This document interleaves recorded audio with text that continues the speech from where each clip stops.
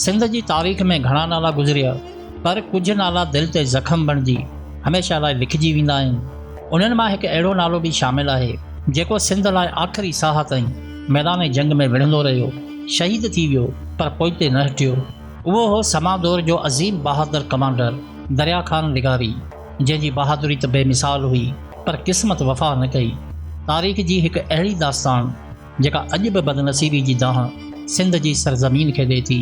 आउं आहियां अज़ीज़ ज़ौर ऐं मां आहियां ग़ुलाम सैयदा फ़ातिमा, ऐं तव्हां ॾिसी रहिया आहियो अज़ीज़ ज़ौर ऑफिशियल फेसबुक पेज।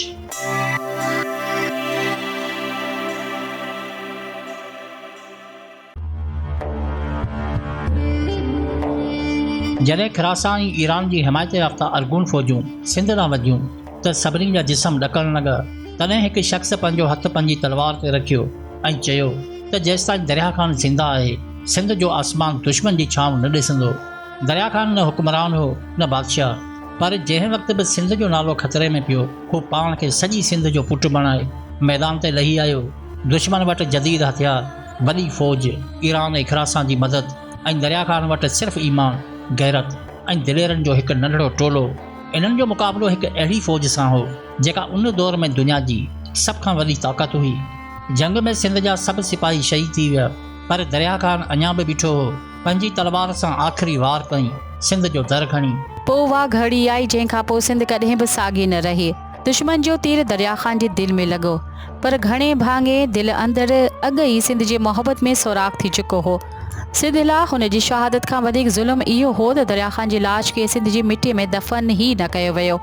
दुश्मन खे डपु हो त जेकॾहिं दरिया ख़ान सिंध में दफ़न थियो त संदसि क़बर बि बग़ावत बणिजी वेंदी। उन करे लाश खे सिंध मां खणी ईरान में दफ़न कयो वियो। सोचियो, हिकु इंसानु जेको पंहिंजी धरती लाइ जीअरो रहियो, जंहिंजे रत जो हर क़तरो सिंध ते क़ुर्बान थी वियो, पर संदसि लाश खे सिंध जी मिटी बि नसीब न थी।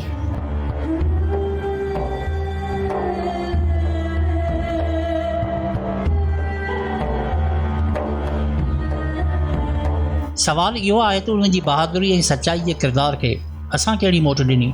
असां उन में साह त नथा विझी सघूं, पर उन जे किरदार खे त ज़िंदा रखी सघूं था। छा कॾहिं तव्हां सिंध जे मौजूदा तारीख़ी किताबनि में दरिया ख़ान जो ज़िक्र पढ़ियो आहे? कंहिं सिंधी फिल्म में संदसि किरदार खे ॾिठो आहे? धाड़ेलनि खे हीरो ॾेखारण वारी असांजी मीडिया इन पासे वञण जी ज़रूरत ई महसूसु कोन थी करे। सरदारनि जो हवेलियूं ऐं वॾेरनि जो ओताकू ॾेखारण खां बहितर कोन हो अहिड़नि अज़ीम किरदारनि ते बहितर फिल्मूं ठाहे पंहिंजे नसल खे पंहिंजो माज़ी यादि ॾियारियूं हुआ।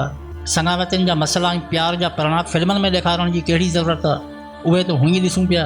माण्हुनि खे कारे धागे जूं ख़ूबियूं बयानु करे ॿुधाईंदा त उहे थॉमस एडिसन जहिड़ियूं इजादूं कोन कंदा, बल्कि पंहिंजा मसइला ॻिची में धागा ॿधी हल करण जी कोशिशि कंदा। अॼु जे समाजी हक़ीक़तनि जो जाइज़ो वठो त असीं छा हुआसीं ऐं हींअर छा आहियूं। कॾहिं असांजो वजूद ज़ुल्म अॻियां ललकार हुई, अॼु ज़ालम ख़ुदि असांजो यार बणियो बीठो आहे। कॾहिं धरती लाइ सिर क़ुर्बान थींदा हुआ, अॼु मफ़ादनि लाइ धरती क़ुर्बान थिए पई। असांजो हालतूं असांजा नसीब न आहिनि, बल्कि तारीख़ जा उहे खाल आहिनि जिन्हनि खे भरण जी असां कॾहिं कोशिशि ई न कई।